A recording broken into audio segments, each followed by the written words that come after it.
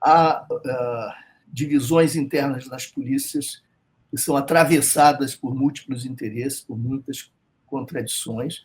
Elas foram capturadas, muitas delas, por nichos político-milicianos, foram capturadas por economias ilegais, geraram situações em que elas se beneficiavam de certo domínio territorial armado, quase que mimetizando o que aprenderam com o próprio tráfico de drogas e superando o tráfico por motivos óbvios. Então, isso tudo criou uma situação de degradação em que, assim como a instituição em seu conjunto não respondia ao governador, as pontas policiais, muitas vezes, em muitos estados, nas duas polícias, inclusive, não respondem às suas autoridades, à autoridade interna. Então, são autonomizações que se espelham e se reproduzem, se ampliam. E isso tudo pode ser unificado ideologicamente sob a batuta de uma liderança neofascista. Foi o que Bolsonaro nos mostrou, porque as polícias eram bolsonaristas avant la lettre, antes de Bolsonaro. Assim como Bolsonaro simplesmente expressava um código de condutas e valores oriundos dos porões da ditadura.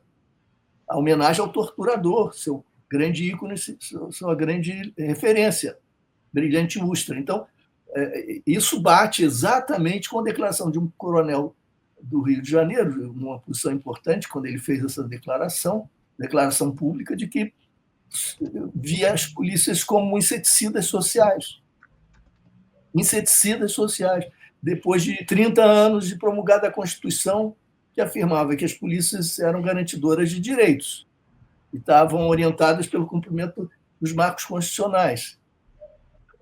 O inseticida funciona, como ele dizia, como esse coronel dizia, para defender os homens de bem, cuja cor de pele nós sabemos qual é e cujos endereços são conhecidos. Nós estamos falando da divisão de classe, do racismo estrutural, evidentemente. Isso marca a linha de continuidade com a ditadura, que, por sua vez, não inventou a violência policial racista, por sua vez, a reproduziu, a retomou, a estendeu, porque isso provém do fundo histórico escravista nosso. Não é? Então, nós temos um compromisso atávico, vergonhoso, despudorado, que é indiferente às mudanças políticas e institucionais.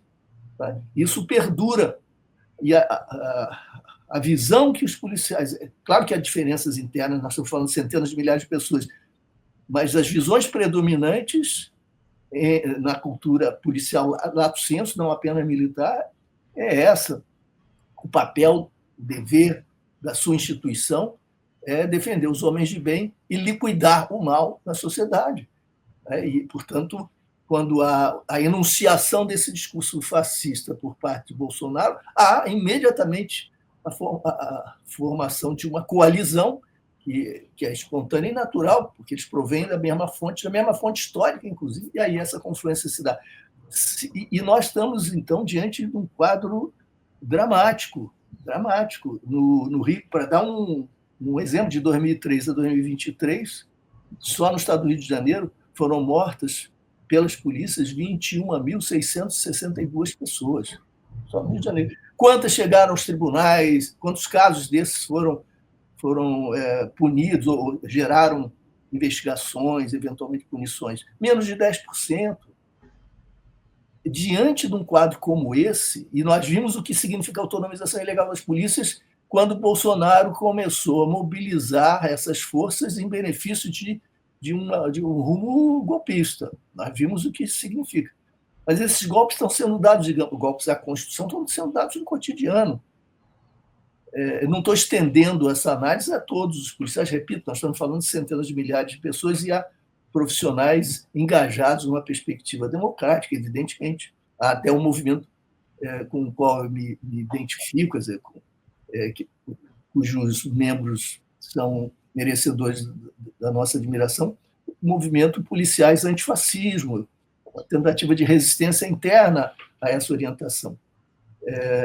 Então, esse é um quadro que nós temos que enfrentar e que é bastante dramático. O resultado disso, além da violência policial, que não é eventual e episódica, o resultado disso são 880 mil presos, E o grupo que mais cresce nessa expansão incrível do universo penitenciário, tornando o Brasil a terceira população carcerária do mundo, é aquele grupo formado pelos que estão ali condenados ou aguardando julgamento sob acusação do chamado tráfico de drogas, mas que, em sua maioria, não tem a ver com a violência armada tirânica sobre territórios e comunidades. Na maioria, tem a ver com o procedimento cotidiano varejista do comércio das substâncias ilícitas.